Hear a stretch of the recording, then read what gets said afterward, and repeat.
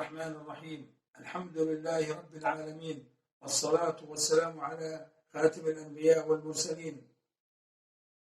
أهدي إليكم بأسمى التهاني والتبريكات بمناسبة شهر رمضان المبارك، أعاده الله علينا وعليكم باليمن والخير، وتقبل الله طاعتكم. من الأرض المقدسة القدس، المسجد الأقصى المبارك، فلسطين، إلى فخامة رئيس جمهورية سوماليلاند موسي بيحي عبدي، حفظك الله ورعاك. نحتسبك إن شاء الله من أهل الخير والكرم. أطلب من فخامتكم أن تفرجوا عن الصحفي الإعلامي عبد المالك موسي اللطون، المعتقل عندكم منذ سنة ونصف، وهو يعاني من أمراض عديدة لا أعلم ما هي، ولكنه مريض.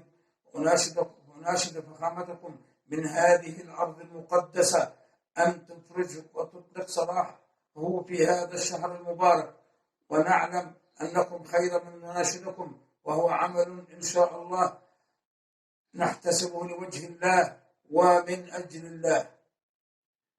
وأنا قد خرجت عندكم في الصومال قبل سنتين مع جماعة الدعوة والتبليغ من الأرض المقدسة المسجد الأقصى المبارك فلسطين، وقد فرحنا عندكم كثيرا لما رأيناه من كرم الضيافة، وقد قلت لهم جملة تسطر بماء الذهب: أنكم يا أهل صوماليلاند بشرتكم سوداء وقلوبكم بيضاء.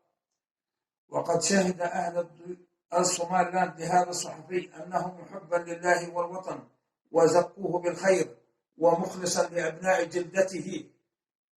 نرجو من فخامتكم أن تفرجوا عنه بأسرع وقت ممكن ليعود لأحضان أمه وأولاده وزوجته، فهم بانتظاره على أحر من الجمر لإدخال السرور والفرح والسعادة إلى قلوبهم في هذا الشهر المبارك.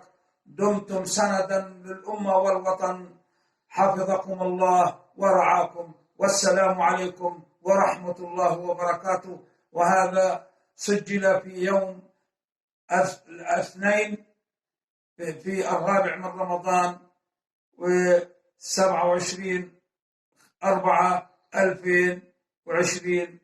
والسلام عليكم ورحمة الله وبركاته.